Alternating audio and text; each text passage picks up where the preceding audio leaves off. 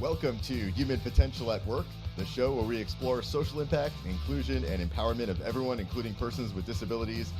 Get ready to be inspired, hear success stories, and learn tips and principles for bringing out the best in everyone. Hello, everyone. This is Debra Rue, and this is Human Potential at Work. I am the CEO of Rue Global, and we are strategists and market influencers for the community of people with disabilities and the aging market. Today, my guest is Dr. Chris Law. He's been a friend of mine for many, many years. He brings a lot of knowledge to the accessibility field, and with his PhD, he went over to Australia and got his PhD in business. But his underdegrees are in usability, accessibility, those things. So he realized, and I'll let him tell you the story, but he realized as he was studying accessibility and usability, and I should say accessibility because probably then, Chris, they weren't doing accessibility in colleges. We barely are now. But he realized that he really needed to also understand how business worked so that he could combine these things together. So he has become a leader, a global leader in the accessibility field, and I'm very honored to have him on the program. So Chris, tell us about you, but tell us why you care about this topic. Why did you get in this topic, and why did you you got a PhD in this before anybody was ever thinking about it like that. I fell into this field quite by accident. I happened to be working as a student at a technology company when the Americans with Disabilities Act came out in '91, and they really didn't know what to do. And they were kind of running around like their hair was on fire, wondering what to do. And after that, when I went back and finished off my studies in my ergonomics degree, I started focusing on accessibility because I realized that there were not that many people in ergonomics and usability who were focused on on accessibility. So that's how I first got into it. And then it's been a field where the gap between what we all desire to be happening and what is actually happening remains huge. And so all throughout my career, I've been trying to figure out what is the next step, what is the next problem to overcome. I worked in the technology side, interface design, and then it seemed like the problems were with the standards and the usability of the standards. So we studied those at university settings as a university researcher. And then I came to the conclusion that it really was a business problem. And that's why I studied business as my PhD. Went to Australia, studied service industries, and how they evolved their response to accessibility. I think a lot of people in the accessibility field assume they knew how people in business worked with respect to accessibility. What I found in my study was that the accessibility field was really quite ignorant of how business actually gets done and what made for a successful approach in business. I find that that's often true all the way across the board, from accessibility to disability inclusion and a lot of other fields. Often the people that are trying to, I think sometimes it happens when we're trying to advocate for each other or for communities. We don't always understand how business makes changes and how business incorporates those changes into their processes, and even if they do. So I know that you and I have had a lot of discussions about this. I am curious though, why would you go to Australia, even though I haven't been to Australia and I'd love to go, but why would you go to Australia for your PhD?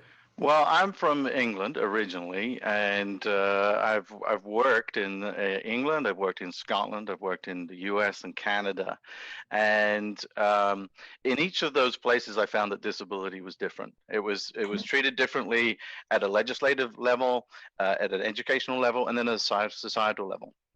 So I don't speak other languages, so I wanted to experience another area, and I'm half New Zealand from my dad. So I went down to Australia to really see a new perspective as well. And I think that in Australia at the time, there was very little activity in this area. And whereas in the US, there was a lot of opinions, a lot of activity, but those opinions weren't getting us anywhere. So for me, it was a fresh perspective, a fresh idea, and another change of country. That was really my last change of country for work purposes. So, yeah. They have a completely different outlook there, as does every major region have a different outlook on accessibility. US is kind of where a lot of the action is, but it's by no means the only place. And the attempts at trying to internationalize what we're doing there's been certain degrees of progress, but there's still a long way to go there as well. I agree. And I know as we were coming up with the title this morning, we were talking about, what would the right word be? And frontier, you suggested that. And I think that's a good word for it, because often when I travel internationally and I'm talking about accessibility, because I have been in the accessibility field since early 2000, well, really 2000 and 2001. And it really has changed and morphed, but it does feel like the Wild West sometimes. And it's interesting, the different opinions from different countries. Sometimes when I'm traveling, I'm not hearing this as much, but I used to hear a lot, you Americans. And I thought, okay, here it comes. I can only imagine what's going to, especially these days, what the next part of that is going to be. But they would say, you're making accessibility all about suing each other and compliance, and stop making it about compliance, Debra. Stop making it only about litigation. It's got to be about, this is good for business, and y'all need to stop doing that. And I was like, okay, well, the way it works in the US, yes, we're messy people. Democracy, at least for Americans, is very messy. And all you have to do is turn on the media these days to see how messy that is, right? Yeah, I mean, my colleagues in Australia will tell you that asking nicely is still not actually working. So they may be complaining about the fact that we're suing people in general here in the US, but it is actually working. Sadly, but it is actually working, and it's actually helping other countries become more accessible because of the multinational corporations. Yeah. And what we're finding right now is that the corporations, at least the people that we surveyed here, so I did a survey for IAAP, the International Association of Accessibility Professionals, so I helped with a team that ran a survey. And what we found is that of the 200 respondents that or so that we had, the number one motivating force for a company on their accessibility program was risk mitigation and legal compliance. And if that's the number one motivator, then that's the area that we in the accessibility field need to be focusing on and saying, well, here's our resources that will start supporting that. Right, and you bring up that's a really good point, because what I have found is sometimes customers will surprise me. And I remember one time I was dealing with a very large technology company in the United States that is a multinational, and we had been brought in to do an accessibility study and audit and, take a look at where they are. And their general counsel came into the room and said something to me that I just never had thought about. Of course, I'm not a general counsel of a corporation, so that's why, it's good to have this person in the room. But we were talking about doing the study, creating the VPATs, the Voluntary Product Accessibility Template, which is expected in the United States. And, and he was like, well, what do you do with that VPAT? And I said, well, after we complete it, we give it to you. It's yours. We do not disclose it. It's totally confidential. You get to decide, how you want to, do you want to give it to the government on a bid or, and he said, he said, the things that keep me up at night, the things that I'm worrying about, he said, there's so many things that I worry about risk to my company beyond accessibility. And he said, to be honest, and this was about 5 years ago, he said, accessibility is sort of on the 15th page at this point. Now that was before I really started people. So I imagine it would have moved up automatically. But Yeah. at the time, he's like, I'm not really worried about it. He said, but after you do this audit and after you complete these VPATs, even if you just give them to us and somebody comes and sues us, we no longer can say we did not know. And so you actually, by doing this, increase our risk unless we do something about it. And I was Sure. like, but what? You should do something about this. This is good for business. And Yeah. I just remember being really stunned by that perspective, even though it actually had some real business logic. Those same thoughts went through people's minds in the 50s when people started talking about fire safety. You know, there didn't used to be sprinklers in every building. Well, now there are. Well, why? It's an extra added expense, but it's a risk mitigation strategy. People had the same responses when people started talking about quality in the 70s. And it took the US a long time to catch up to other countries that adopted it faster. And they saw it as a lower your risk of defects and that sort of thing. So the people in these other fields have already gone through this. We in the accessibility field, we need to learn from those other fields. And I don't think that we as a field have done a great job of that. We've been focusing on the technical aspects. To the point now, this is why I call this the frontier. The most of the technical aspects, most of the technical problems have been solved. Right? You can make a website, you can make it accessible to somebody who's blind, somebody who's deaf, somebody with low vision. And finding that information, finding support, finding people to help you make your website or your any particular piece of technology accessible, that's the easy part. The hard part now, the frontier, is to learn from these other areas where people have made substantive organizational changes and made it across the board. So now in safety, you don't have a large company where only one person feels responsible for safety. Everybody feels responsible for it. We don't have that in accessibility at all. That's a really good point. And I also find it interesting. Let's step back just for a second and make sure everybody knows what we're talking about with accessibility. I assume people do, but I remember once again, years ago, I was talking to a new customer about accessibility. They hadn't called me, we were pitching them. So not a cold call, but almost. And the guy's like, we're accessible. You can get to our website 24/7. Yeah. I was like, okay, well, what I mean is you need to make sure your website's accessible to all of your customers, including your customers that might have mobility issues or they don't see the same or they're using the technology. And he was like, oh, so he didn't even understand. We weren't even on the same definition of what accessibility is. And another thing that I often see, and this has gotten better as well, was people would be worried about making their website, especially their homepages, accessible, but they would totally, business would totally forget that the HR part of your website, when we go and we apply for jobs with you, when we look at it, the HR part really everything has to be accessible, but your risks increase when I'm going to try to apply for a job with you using my screen reader and I cannot, the process is not accessible. So let's step back for a second and just talk about what accessibility is. And I'll say one thing in that, we can't have true disability inclusion, people really being included in the workforce and everything, the benefits of technology and transportation and housing, if things aren't accessible to us.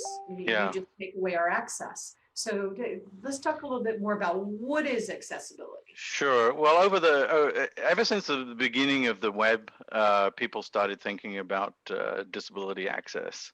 And that's where life focused for a very long time.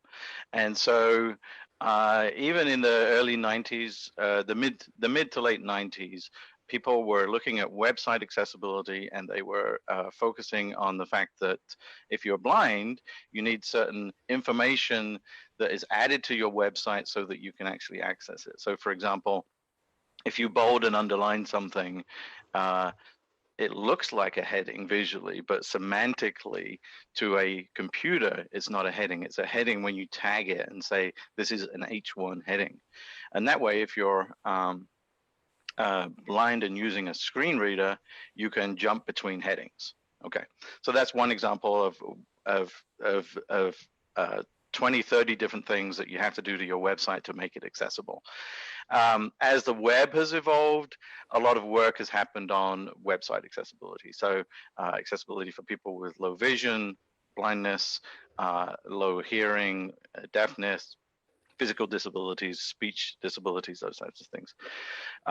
So there's a wealth of information out there now on if you have a website, how do you make it accessible? And it's a bit of work, but once you learn it, it's like anything that you learn. Once you learn it and you start doing it, it becomes second nature. You can hire somebody to do it for you, or you can do it yourself.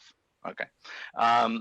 Other technology, there's less people working in those areas, but certainly there are people working in those areas. So you can think of a photocopier. You can think of just your bedside nightstand clock.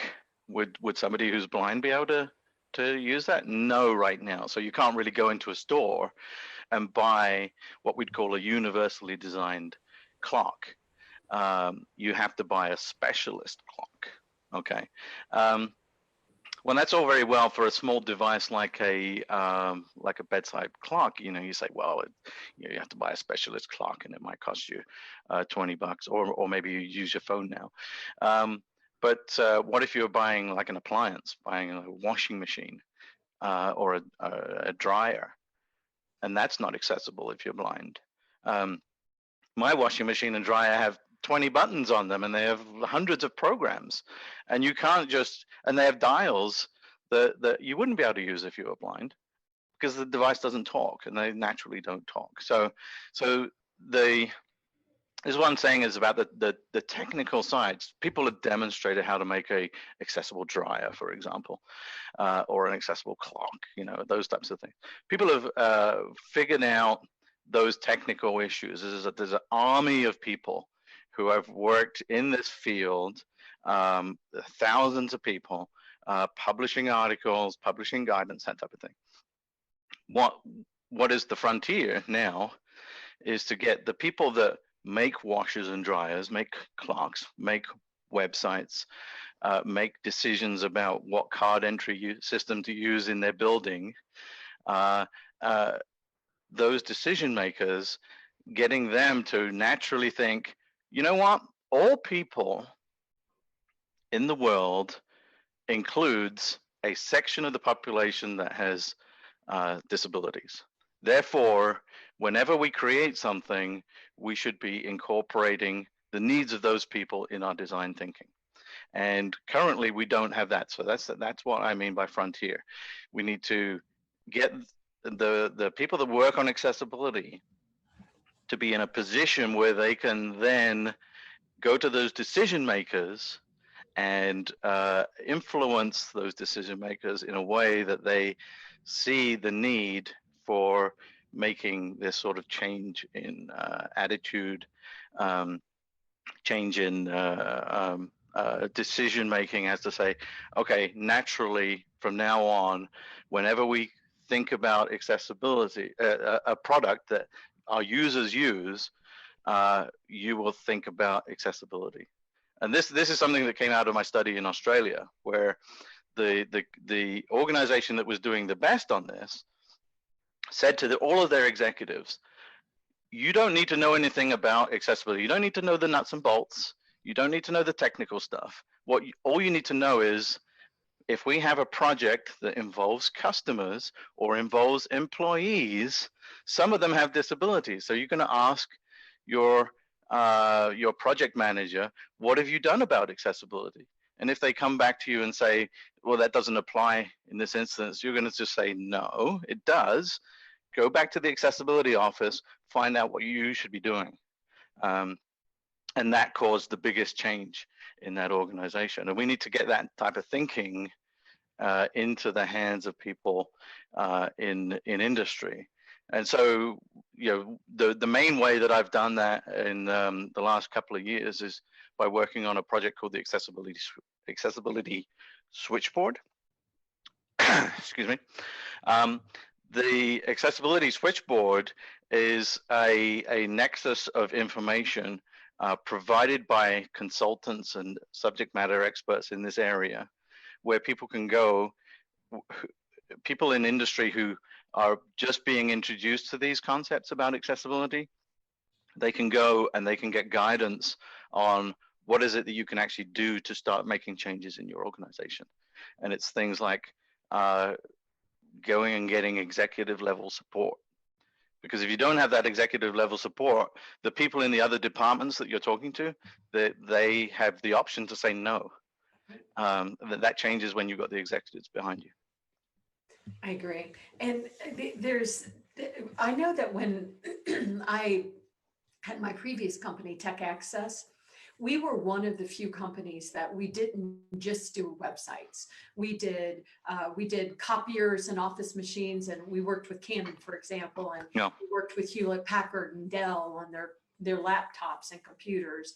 And we looked at it from the ATMs and the screens. And there's so much more to this than just the webs, and of course mobile and mobile apps. And one thing that did trouble me as I had started this company in 2002, and in 2011 we merged it with another company.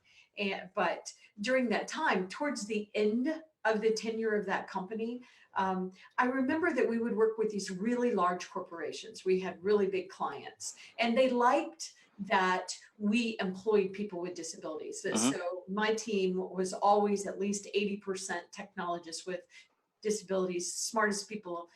I just was very blessed to have such a talented team. And so the customers would really like working with them because they would get all these very interesting, innovative ideas that would be able to, lead to a lot more benefits to what they were doing than just accessible. Being accessible, huge benefit, but they were finding that I actually worked with the Australian government, and they were really concerned about the aging of their population and people acquiring disabilities. So we also found that as things became more accessible, it improved the process for everybody. It improved the process for people that were in situational disabilities. They were in a real crowded area here, or they were, temporary. They were holding all kind of things in their arms, so they couldn't click on mice. So it was one thing that that business started understanding. Certainly our clients, was that when you make things accessible, you're going to really, benefit everybody. Everybody wins when you make things accessible. But a problem that I started seeing happening, and this one made me very nervous as a business owner and somebody that really cares about my clients. I remember one very large bank that we worked with, and we worked with them for months, and they spent a lot of money.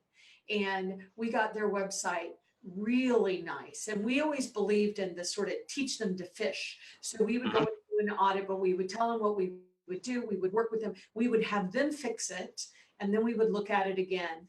But so it was a nice process. We trained them. But I went back to this website of one of my customers about 6 months later, and they were totally inaccessible. And I thought, it made me feel really sad. It made me feel like they had wasted their money. We wasted our time.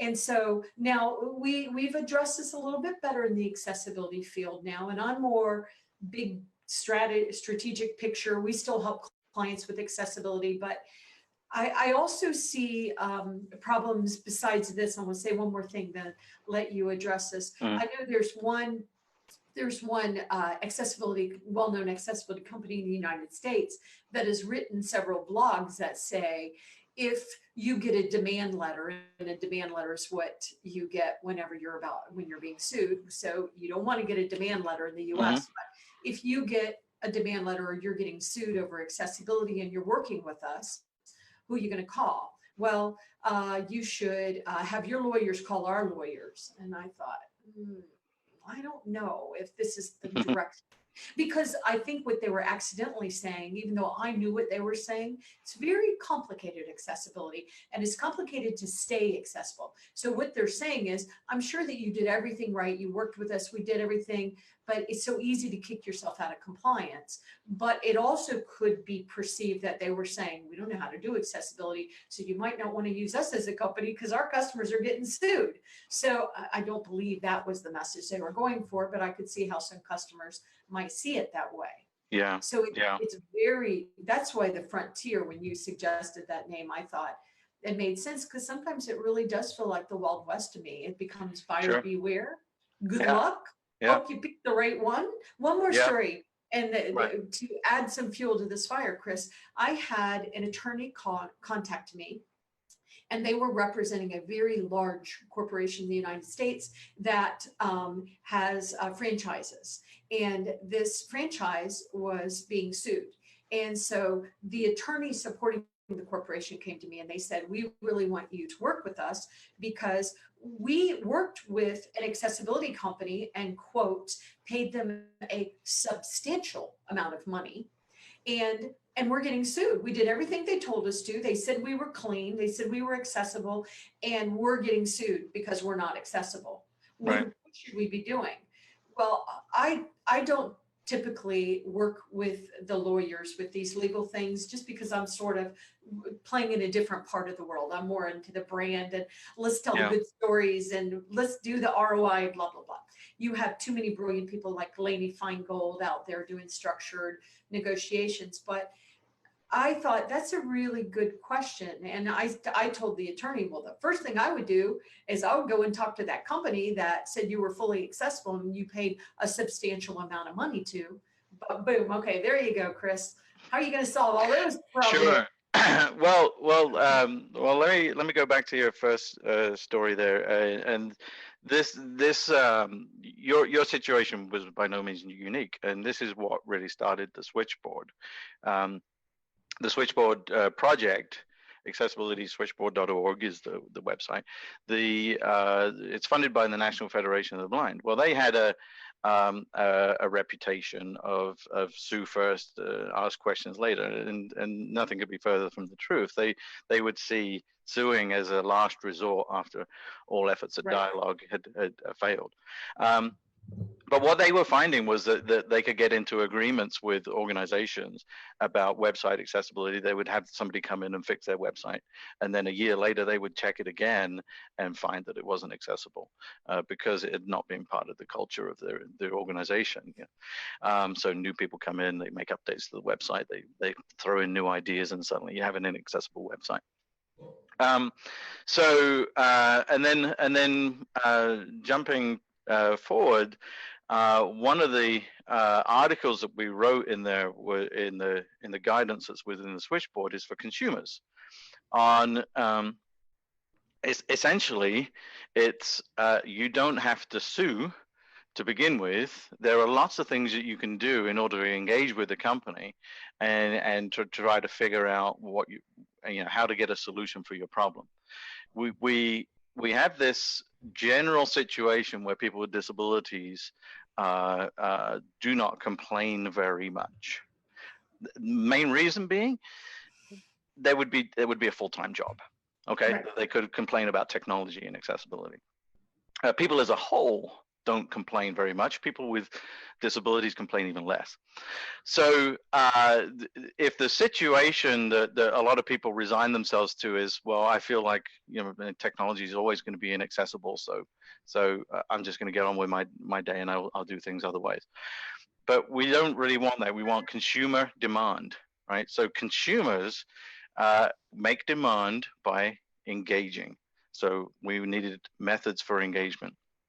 And so if you're a company that you've made your website accessible, you've gotten the stamp of approval from the vendor that's helping you make your website accessible, and you still get sued, maybe it's if you looked at that article from the point of view of the person with disability, it may not be the website, it may be customer support. So you may have this project where you focus on your website and you forget to tell your customer support, blind people will now be using our website, and this is how they use the web. So when they call, talk to them this way, understand how they navigate the web, and you can't talk to them and say, you need to hit the red button on the bottom right of the screen. And the person on the other end says, I don't know what red is, and I don't know what the bottom right of the screen is, I'm blind. So that type of, the response should not be focusing on the fact that we got sued. The response should be, why did it get to a level where we did get sued? What happened in the interim? You know, what happened before that? Did somebody try to contact us and try to contact customer support, and were they completely blown off? Well, maybe that's why we got sued. So, and then the other part, so the middle part of what you said was about the company that has written these blog posts saying, you know, lawyer to lawyer is the way to start. We've seen this explosion in the number of lawsuits that have happened, particularly in California, but in digital accessibility, there are more and more. It's in the hundreds of % increase per year. Okay, and if you think about your typical legal practice, accessibility wasn't something that you learned in legal school. And if you talk to your friend who's a programmer, he probably didn't learn about accessibility in his programming school. Yeah. And you're trying to think, well, what is it that we should do? And you start Googling and you say, what is it I'm supposed to do about accessibility of a website? And while the technical requirements for accessibility have been written about, they're kind of written in a language for people who know about accessibility. There is some sort of level of training needed. Yes. If I send a lawyer to websites about how to make websites accessible, I'm not so sure that they're going to find out exactly what it is that they should be doing. And they're certainly probably not going to learn about any of these organizational frontier issues that we're talking about. So for the newcomer, you know, like I said, we made the switchboard for the newcomer in business who's looking to figure out what it is I should do about accessibility across my organization. We don't necessarily have the same thing for legal people. We don't have a body of knowledge that we can point to where we can say, hey, everybody, this is the state of the science. This is the best practices. Because our best practices may well be very different to the ones that you're referring to. So to that end, I mean, this is what I do. I put together an event called the Digital Accessibility Legal Summit, where I'm bringing together speakers on this topic, bringing together accessibility professionals as well as lawyers, experts from the legal field in both the plaintiff and the defendant side for 2-day events to debate, to learn, to get guidance. And what I'm planning to do is to take those presentations and wrap those up into, this is the state of the science and the state of practice, and this is the best guidance that the field has to offer in the legal space. So those are 2 upcoming events. We're going to have one in December in DC, one in March in Anaheim. And do you want the website address for that? Can I give that out? Yes, it's please. www.accessibility.legal. And those, you know, people were not doing this before. So that's why we did it. That's why we created it. So we hope to be answering those questions. This is the work at the frontier, is to try to answer that and have a repository of knowledge. For the people that are involved, we have to remember that there's just a tiny number of accessibility professionals. There are thousands and thousands of people who work in companies. There are thousands and thousands of lawyers. There's more lawyers than there are accessibility professionals, I can tell you that. Okay, we need to support them. We need to support and provide information easily digestible, quick to assimilate, and quick to act upon, and based off of actual experience. I agree. And I'm proud to be one of your speakers at the March event. I had a conflict, so I couldn't go to the December event because I'm going to be at ATOS in England in London that time. But I had a lawyer. Yeah, and I think it's a wonderful conference. And I've heard people say, "Oh, it's expensive." Well, you can go to the free conferences, you can go to the less expensive conferences, but you sort of are getting what you pay for, because we seem to always have the exact same conversation at those conferences. Well, yeah, that's why yours is a little bit. We're going to get some really in-depth information, and then we're going to get reports afterwards. Go ahead. The legal summit is a different kind of conference than the accessibility field has been used to. So I alluded to safety and quality, and you could also think of things like cybersecurity. And if you want to make a concentrated conference that is on a specific topic, where you're going to come out of that conference with a lot of action items and not just a broad smattering of here's some issues. Instead, you want to come away with that with some concrete action items. If you look at the conferences that are done in those fields, what we're charging for the legal summit is comparable, at least, to those. I agree. I think in the accessibility field, we've kind of been used to a homogenization in the accessibility conferences, right? Where it's very large events. A lot of people go to it. The standards for who gets to speak, there's not very good peer review in my mind, and then in some cases there's no peer review at all. It's just invited speakers. Right. And you go to those events, and if you talk to the people that are there in the corridors after presentations and between sessions, they're gonna say that, well, I come here for the networking, right? But I'm really not getting a lot of good content. Now, right. in the legal space, what we need is to generate good content. We need to generate that, and the only way to do that is to pay the speakers to come and pay the speakers to generate that good content. If you're talking for free because the registration fee for the conference is almost nothing, and you can't pay the speakers, well, how much time do the speakers then invest in creating something other than a 10-deck PowerPoint, right? Yeah, that's what I found, and I think the way you're doing it makes a lot of sense. I think the accessibility switchboard, there's a lot of great information out there. You're continuing to build it. I know. I appreciate the National Federation of the Blind supporting everything that's trying to be done, and it is a shame that we had to take to our legal system to sue people, but nothing was being done. I remember an attorney that I introduced you to. His name is Joe Manning, and Michael Manning is his brother, and they're attorneys in California, and they're actually attorneys that are suing corporations of all sizes for not being accessible. And he called me up. Joe Manning called me and started talking to me, and I said, well, I can't work with you because I'm what I do for a living. And he said some things to me that I thought, first of all, boy, I wouldn't want to be in court against you because you were a good debater. But he said, Debra, why do you think that we have safety belts as a law now in the United States? Yep. He said, do you think that just happened? He said, it didn't happen.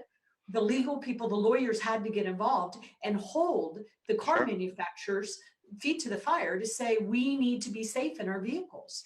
And he just gave me such a great perspective. And so I said, you need to meet the famous and amazing Lainey Feingold, who I've had on the program before. You can see her episode where the way she's doing it with structured negotiation so that everybody wins. It's very powerful. But I just think it's interesting watching this unfold, and we are still we're having tipping points, but we have a lot to do. But Chris, I know we really went over time a little bit, but I just think this is such a big, deep conversation. So tell the audience how they can follow you on social media, but also what is your website? You already mentioned the Accessibility Switchboard and the Sure. URL for the conference, which we'll put in on our website. We'll also put in Facebook, but tell the audience how they can follow your work. Sure. Well, my website is accessibilitytrack.com. That's the name of my company. The website for the legal event, www.accessibility.legal. And then I'll give you another URL, which is our testing symposium, which is ict2018.org. The testing symposium is next month.